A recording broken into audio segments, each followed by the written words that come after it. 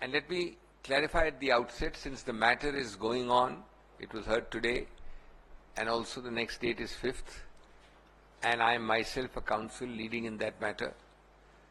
I am going to strictly separate the political comment as a spokesperson and Rajya Sabha member of a party with a legal critique of the act, which is separate. And I will tell you in the legal part the principal points we are raising as grounds of attack before the Honorable Supreme Court. And none of this is intended in any manner to prejudge the issue, which has been heard at length yesterday and today, and will also be heard for further interim relief, etc. on 5th. But I will try to the best of my ability scrupulously to separate the political and the legal. But focusing more on the political, I wanted to say, and part of this we have said in Parliament, I had occasion to speak in Parliament. My able colleague spoke very well and very strongly in Parliament. So I wanted to say, friends, that this is not reform. It is retaliation in the guise of reform.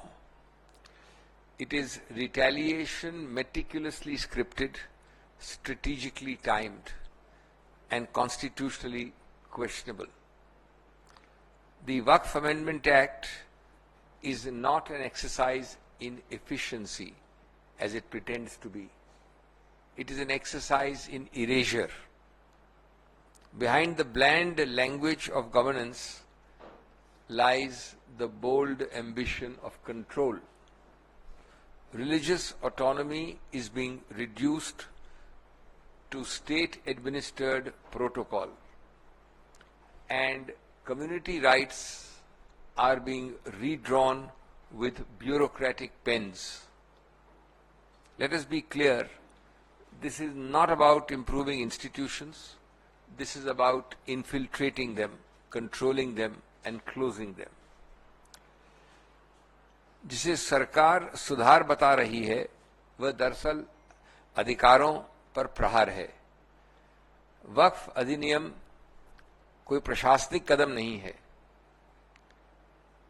प्रशासनिक कार्यकुशलता का कोई कदम नहीं है, बल्कि ये एक मूल वैचारिक हमला है। इसे पढ़िए, इसे समझिए, ये कानून सुधार की भाषा में पूरी तरह से 100% नियंत्रण की नीति लाने का प्रयत्न करता है, लिखता है। यह न सिर्फ धार्मिक संस्थाओं की स्वतंत्रता पर चोट करता है, बल्कि अल्पसंख्यकों की आत्मनिर्णय स्वायत्तता की भावना को कुचलता है। ये सत्ता की दखलंदाजी को सुशासन कहकर पेश करता है। बड़ी अजीब विडंबना है।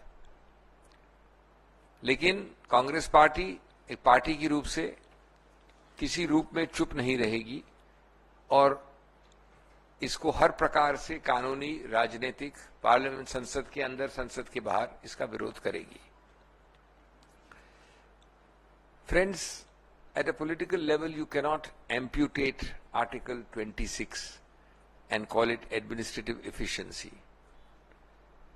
You cannot call this an amendment act, whereas in fact it is an assault on identity, an assault on autonomy, an assault on constitutional values.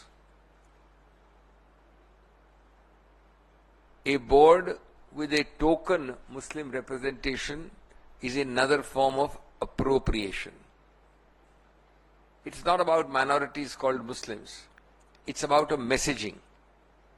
It's about a message that minority institutions are fair game for state takeover.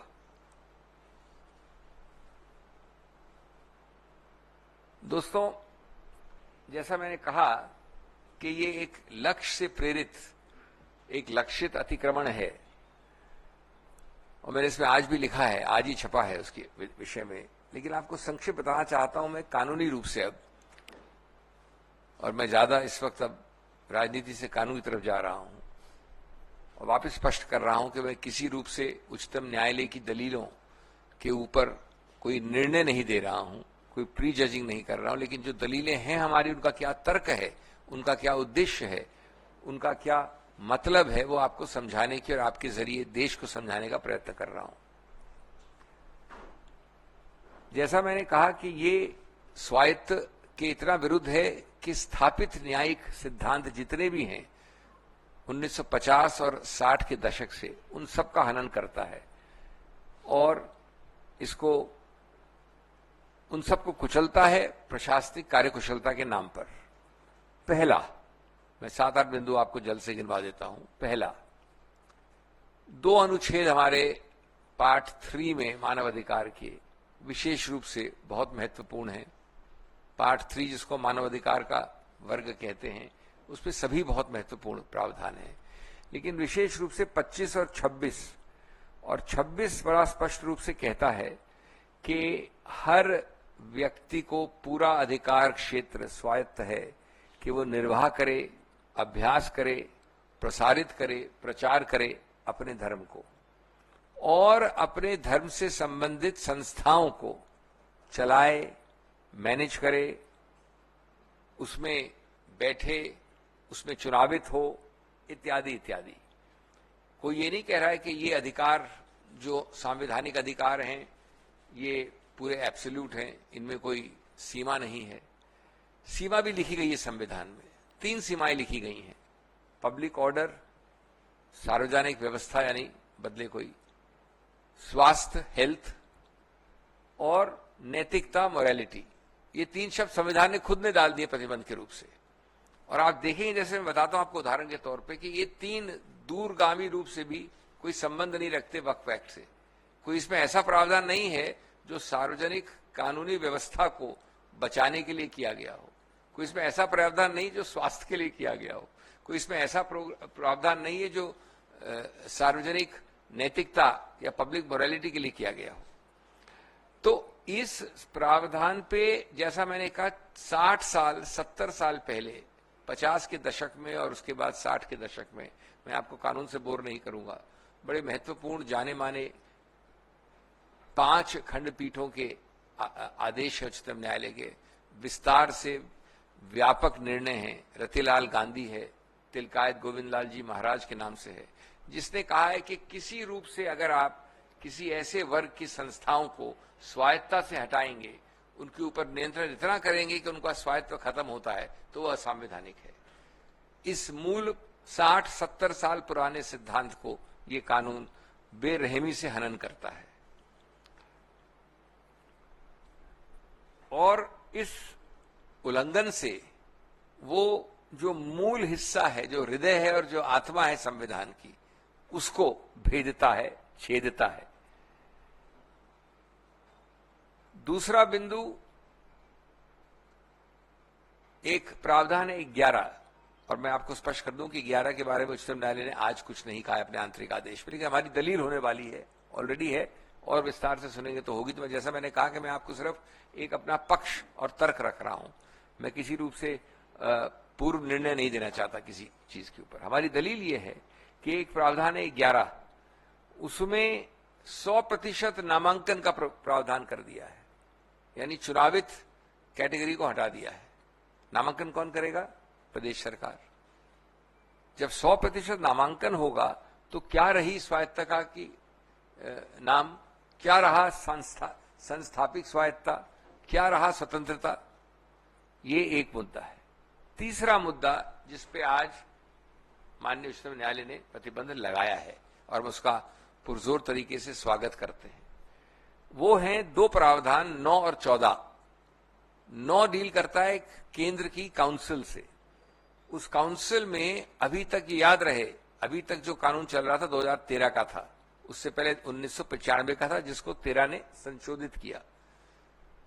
उसके भी पहले और 13 तक के अभी भी जो कानून चल रहा है, क्योंकि ये तो सिर्फ एक अमेंडमेंट है, संशोधन है, कानून अभी भी 95 वाला है, हमेशा पूर्णतया 100% मुसलमान ही वक्फ पे रह सकते थे और इसमें कोई ऐसे आश्चर्य की बात नहीं है।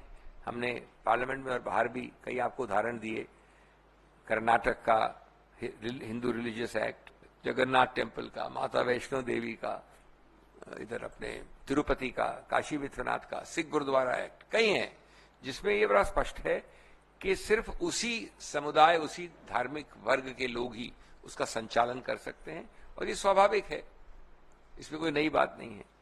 तो ये दो प्रावधान हैं 9 और 14। इसमें पहली बार प्रावधान ये है कि संभवतः थ्योरेटिकली जहां तक काउंसिल का सवाल है तो 12-22 में से नॉन मुस्लिम हो सकते हैं। मैं आपको संक्षिप्त में बता रहा हूं कि है तो प्रावधान बड़ा लंबा चौड़ा और विकसित, लेकिन 22 टोटल हो सकते हैं, उसमें से 12 तक नॉन मुसलमान हो सकते हैं। केंद्रीय काउंसिल जो है वक्फ। जो दूसरा प्रावधान है 14 नंबर, वो बोर्ड्स के बारे में है। बोर्ड्स में 11 में से 7 नॉन मुसलमान हो सकते हैं। ये मुसलमानों की बात नहीं हो रही है, ये बात हो रही है कि अपनी संस्था को स्वायत्तता के साथ अपने समुदाय द्वारा, अपने धार्मिक वर्ग द्वारा चलाया जाए। और जो पिछले 70, ये पहला जो एक्ट है वक्फ का कानून, वो 1913 में आया था, फिर 23 में आया, फिर 95 में आया, फिर 13 में फिर संशोधित हुआ 2013 में, 1913 में, 100 वर्ष से ज्यादा पहले। कभी ऐसा नहीं हुआ जो 9 और ये 14 वाले प्रावधान कहते हैं। और आप आज, कल भी हमने दलील की, पक्ष रखा उच्चतम न्यायालय के सामने, कुछ प्रश्न उत्तर भी हुआ, जो आज रिपोर्ट भी हुआ है कि क्या आप सिख गुरुद्वारा एक्ट में किसी और मुसलमान को डालेंगे, क्या वैष्णो देवी श्राइन में किसी मुसलमान को बिठाएंगे, इत्यादि इत्यादि। और बड़े अजीबोगरीब प्रावधान। एक प्रावधान है कि अगर 100%, हम लोग 100% लोग हैं, अविश्वास मत करें इस आदमी के ऊपर जो हमारा अध्यक्ष है, बोर्ड का अध्यक्ष ये है, हम लोग सब 100% अविश्वास मत डाल दें इसके ऊपर, उसको हटा नहीं सकते जब तक कि सरकार नहीं हटाए उसे। इसमें क्या गणतंत्र रहा, लोकतंत्र रहा, स्वायत्त रहा, अपने आदमी को अपने आप चुनना या उस पर विश्वास होना कहां रहा। इसी प्रकार से सीईओ, ये मजाकिया प्रावधान है, मजाकिया है, मुस्लिम वक्फ बोर्ड का सीईओ भी नॉन मुसलमान हो सकता है। सीईओ को आप कई नामों से बुला सकते हैं, जो मैनेजर कह लीजिए, जो दिन प्रतिदिन काम चलाता है, गुरुद्वारा कमेटी के प्रबंधक होते हैं कई सीनियर वरिष्ठ, वो सिख ही नहीं हो। ये प्रावधान है सीईओ के बारे में। और ये बता दूं मैं आपको कि पहले सब प्रावधान इसमें विपरीत थे इसके। एक सबसे महत्वपूर्ण प्रावधान, तो अभी तक जितना मैंने बोला उसमें 2 मामलों में उच्चतम न्यायालय ने प्रतिबंध लगाया है। आज अभी तक जितना मैंने बोला उस पर बात कर रहा हूं, 9 पे और 14 पे, और कहा है कि 9 और 14 की जो आज की स्थिति है, अस्तित्व है, उसको आप अगली तारीख तक या आगे तक, जब तक की अनुमति नहीं आए कोर्ट की या बदलाव नहीं आए इस आंतरिक आदेश में, तब तक आप उनके अस्तित्व को नहीं बदल सकते। नियुक्तियां या रिक्त स्थान को भरना या अदला बदली करना नहीं कर सकते आप। तो इन 2 पे तो आज ही हो गया है। एक तीसरे मुद्दे पे आज और आंतरिक आदेश हुआ है, जो अत्यंत महत्वपूर्ण मुद्दा है और जिसको लोग समझ नहीं पाते हैं आसानी से। मैं आपको सरल रूप से बता दूं, वक्फ बाय यूजर का मतलब क्या है। वक्फ बाय यूजर जो एक फ्रेज है, लगभग 150 साल से हमारे कानून में चल रहा है। ये मामला प्रिवी काउंसिल तक गया। 2 निर्णय अभी हाल में हुए 10 वर्ष के अंदर, एक अयोध्या, उससे पहले एक एम सिद्दीकी। उसमें पुराने 100 वर्ष के सब निर्णय कोटेड हैं, जिनको रुचि है वो उसको खोल के पढ़ लें। और इन सब में ये कहा गया है कि वक्फ बाय यूजर सिंपली यही है कि आदमी अपने उद्देश्य द्वारा, अपने कार्य द्वारा, अपने कर कमलों द्वारा, अपने बोलने द्वारा, अपने दर्शाने द्वारा एक वक्फ बना सकता है। यह आवश्यक नहीं है कि वो लिखित रूप से उसको प्रमाणित करे, एक रजिस्टर्ड डीड बनाए, एक डॉक्यूमेंट उपजाए। और ये हक मुसलमान का वक्फ के विषय में सैकड़ों साल पुराना है। अब इस संदर्भ में इसमें एक प्रावधान था हमेशा 100 साल से, 1913, 1923, 1995, 2013 में 3R एक प्रोविजन, 3R, जिसमें वक्फ बाय यूजर को देखा गया था, संज्ञान लिया गया था, उसको माना गया था, उसके अस्तित्व को, जो कि 100 साल पुराना केस लॉ में है। एक पेन की स्याही के एक टिक से वो पूरा 3R को डिलीट कर दिया। इसमें डिलीट का मतलब है कि वक्फ बाय यूजर का आज कानूनी कोई अस्तित्व नहीं, अगर आप कानून को पढ़े जैसा है आज। तो उच्चतम न्यायालय ने, हम उसका भी बहुत बहुत स्वागत करते हैं, कहा है कि अभी तक आंतरिक रूप में जो भी वक्फ हैं जो डिक्लेयर्ड हैं या रजिस्टर्ड हैं, इंक्लूडिंग एक अदर कैटेगरी यानी वक्फ बाय यूजर, वो सब में यथास्थिति यानी आज की स्थिति कानून के पहले रहेगी। इसका अंतिम निर्णय तो उच्चतम न्यायालय करेगी, लेकिन यथास्थिति कानून के लागू होने के पहले वैसी ही रहेगी। ये एक तीसरा आंतरिक आदेश है। और बिंदु हैं जिनको अभी तक निर्णित नहीं किया उच्चतम न्यायालय ने, और हम आशा और विश्वास करते हैं कि अगली तारीख जो 5 तारीख है उसमें बहुत सारे ऐसे निर्णयों का निर्णय होगा। उनमें से एक मुख्य है जिसका निर्णय हमारे पक्ष में अभी नहीं हुआ है, लेकिन मैं आपको समझा दूंगा। वो है 3 प्रावधान 3C, उसका सब क्लॉज 1, 2 एंड प्रोवाइजो, और साथ साथ 36 और सब क्लॉज 7A और 10। ये बड़ी अजीबोगरीब चीज कहता है जो हम अगली बार पक्ष रखेंगे उच्चतम न्यायालय के सामने। अभी हमने दलील की, उसमें ऑर्डर नहीं हुआ है। ये बड़ा रोचक पक्ष है। क्या है? मैं किसी कारण से, द्वेष से, प्यार से, गुस्से में, कैसे भी इनके बारे में और इनके वक्फ बारे में आरोप कर देता हूं। एक बड़ी विस्तार से एक चिट्ठी लिख के कलेक्टर को भेज देता हूं। कलेक्टर जो कि पूरी तरह से सरकार का नुमाइंदा है, किसी भी कारण से उसको एक डिस्प्यूट करार कर देता है। विवाद शब्द इस्तेमाल है, विवाद। उसको कोई कारण देने की जरूरत नहीं है कि ये कितनी हास्यास्पद है, विवाद, ये हो ही नहीं सकता इत्यादि। उसने उसको डिस्प्यूट करार किया। जैसे ही वो डिस्प्यूट करता है तो 3 प्रावधान आ जाते हैं, अजीबोगरीब प्रावधान। पहला प्रावधान कि जब तक वो कलेक्टर जो 100% सरकार का नुमाइंदा है वो उस विवाद को निर्णित नहीं करे, तब तक ये पक्ष जो मिस्टर इमरान प्रतापगढ़ी का है वो वक्फ नहीं माना जाएगा।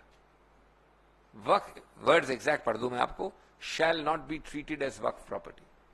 जब तक कब? जब तक मैं कलेक्टर निर्णित कर रहा हूं। और याद रहे, कलेक्टर सिर्फ नुमाइंदा सरकार का नहीं है।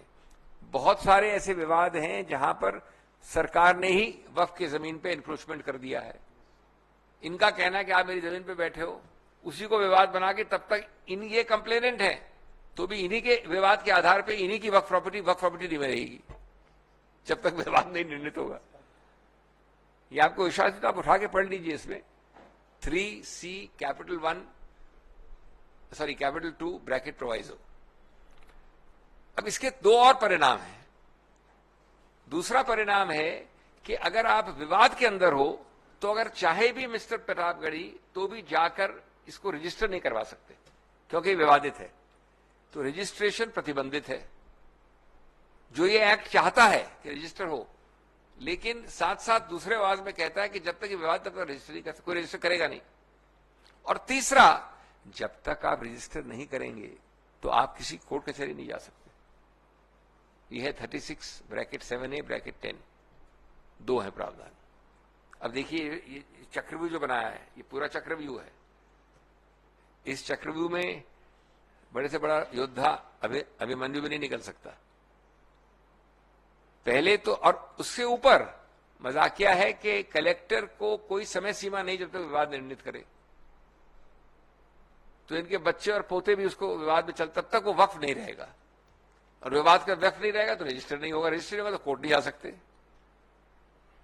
तो ये प्रावधान हम बड़े मजबूती से रखने वाले हैं कोर्ट के सामने।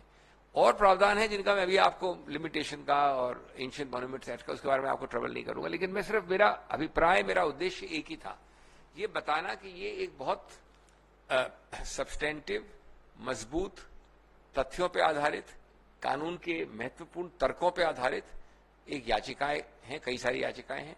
ये कोई ऐसा नहीं है कि किसी के स्वप्न लोक से याद हुआ कोई एक फ्रिवलस, फॉल्स, वेक्सिशियस तरह का याचिका है।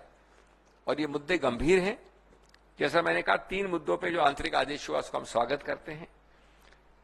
हम मानते हैं कि ये कानून ये विडंबना बनाता है कि जैसा मैंने अपनी संसद की भाषण में कहा था कि मिट्टी मेरी, मकान मेरा, इबादत मेरी, निशान मेरा।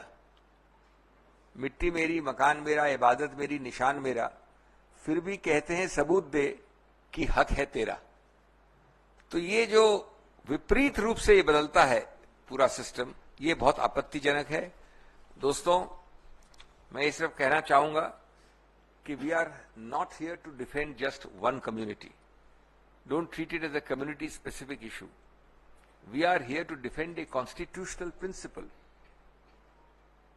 The constitutional principle is that the rights, like Article 26, cannot be sacrificed at the altar of majoritarian convenience. People forget that the constitutional rights are rights against the majority. If there were rights for the majority or not against the majority, there will be no need for constitutional rights. What is the need for it? Today it is the Waqf, friends. Tomorrow it could be your shrine, your institution, your faith, and even your voice. The act is not just legally flawed, it is morally vacuous. It is morally vacant. It takes the soul of religious freedom and stuffs it into a file marked subject to approval. If this can be done in the name of administrative regulation, then no freedom is safe and no institution is sacred. This is not the future which our framers envisioned, and it is not the future which the Congress party will allow, subject to the court orders. ये सिर्फ मामले को मुसलमान या अल्पसंख्यक की नजर से देखना सही नहीं होगा. ये मामला निश्चित रूप से उनके संबंध का है, लेकिन ये संविधान की आत्मा का सवाल है सर्वोपरि रूप से. अगर आज एक समुदाय के धार्मिक संस्थानों पर कब्जा हो सकता है, तो कल हर अल्पसंख्यक संस्था खतरे में होगी. ये विधेयक संविधान की बराबरी की भावना को पर आक्रमण करता है और ये धार्मिक स्वतंत्रता को सरकारी मंजूरी से जोड़ने की कोशिश करता है. आपकी संवैधानिक स्वतंत्रता, आपकी धार्मिक स्वतंत्रता मेरी प्रशासनिक या सरकारी मजबूरी पर निर्भर है. अगर हम आज नहीं बोलेंगे तो कल बोलने का हक शायद हम सबसे भी छिन जाएगा. और ये लड़ाई केवल एक कानून की नहीं, एक सोच के विरुद्ध है. अधिकारों को रियायत और पहचान को शक समझती है. ये हमारा मूल इस पे विरोध है. Friends, all I would say is that it's a very important event, and we are, as a political party, extremely grateful to the Supreme Court for having spent considerable time yesterday, almost full 2 hours, more than 2 hours, and then again at the request of the government taken it up again today and passed an interim order which will of course be subject to further hearing on the 5th. And we believe that this is an extremely important step towards the restoration of constitutional principle, constitutional morality, and constitutional correctness and rightness. Thank you.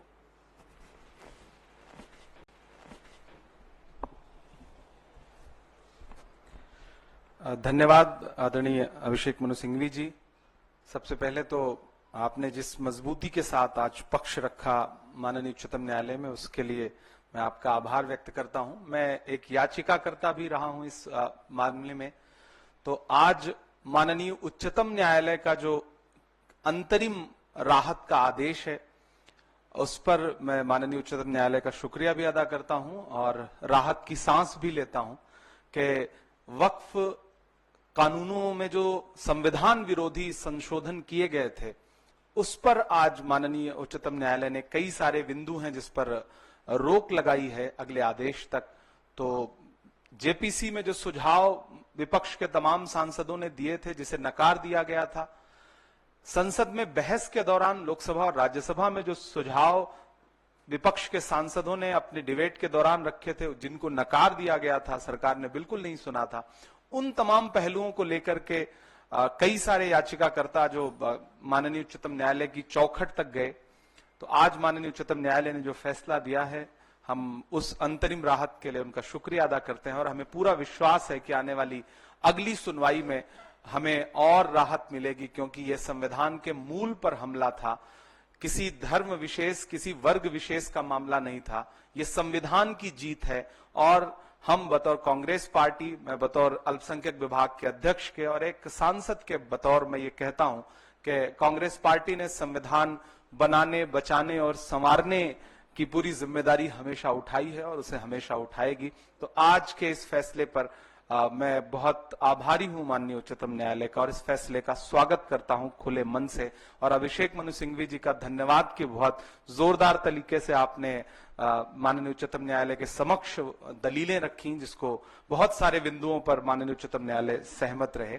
तो आप सारे media के साथियों का आभार भी प्रकट करते हैं।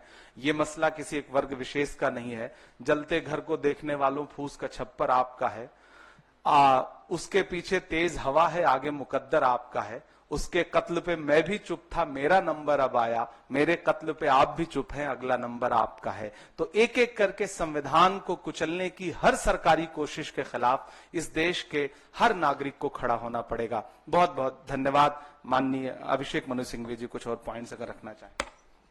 हमेशा की तरफ बहुत बहुत धन्यवाद इमरान जी। अब संक्षेप में इसी मुद्दे पे कोई प्रश्न है तो बताएं।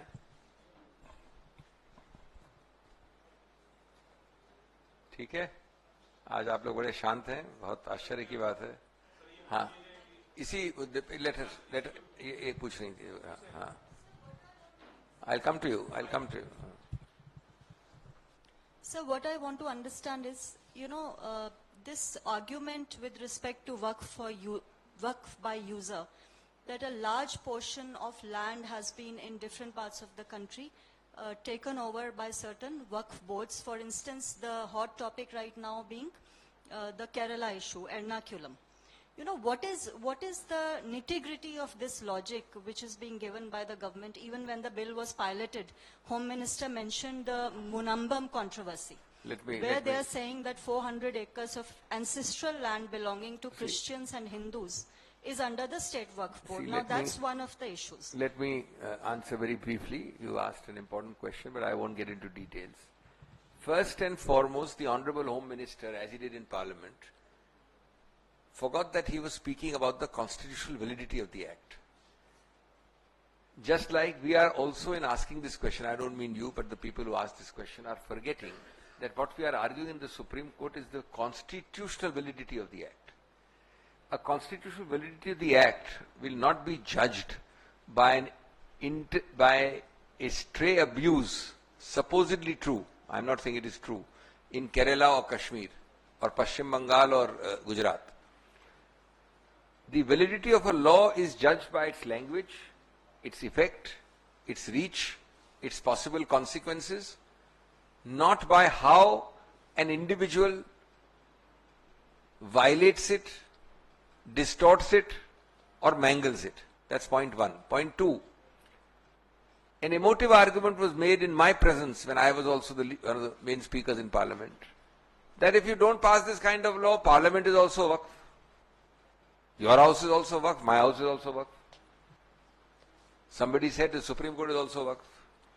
Will you decide this validity like this, of this law? This is the same argument, I am very sorry to say, which the Honorable Prime Minister in his rally said about Mangal Sutra and the family gold and silver. Let me assume that a foolish man claims that the Taj Mahal is Waqf, or a foolish man claims that my house or the Supreme Court is Waqf. Does that validate this law, or does it destroy this law? That will be dealt with individually in a particular case.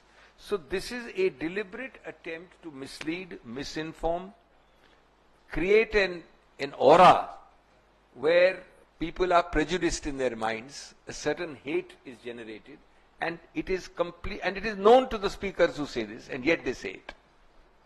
Ji. आप लोगों की जीत है या सरकार की हार है? देखिए, मैं इन मामलों में बहुत कुछ कह सकता हूं, लेकिन आप देखेंगे कि मेरे शब्द बहुत सीमित हैं, बहुत नियंत्रित हैं और बहुत अनुशासन से भरे हुए हैं। हमारी जीत और उनकी हार की बात नहीं है। जो आदेश है, आंतरिक आदेश उच्चतम न्यायालय का, मैं आपके सामने रख दिया। 3 बिंदुओं का आदेश है। हमारे बिंदु 3-4 और हैं, उन पे निर्णय अभी नहीं दिया गया है, उसमें आंतरिक आदेश नहीं हुआ है। निश्चित रूप से जो यथास्थिति कानून के पहले दिन थी, एक दिन पूर्व, वो इन 3 बिंदुओं पे उच्चतम न्यायालय ने पुनर्स्थापित की है। तो वो बहुत अच्छी बात है, हम उसका स्वागत कर रहे हैं। नॉर्मली मैं समझता हूं कि उस चीज का स्वागत नहीं किया जाता है जिसमें हम हार गए हों या तकलीफ हो जिससे हमें।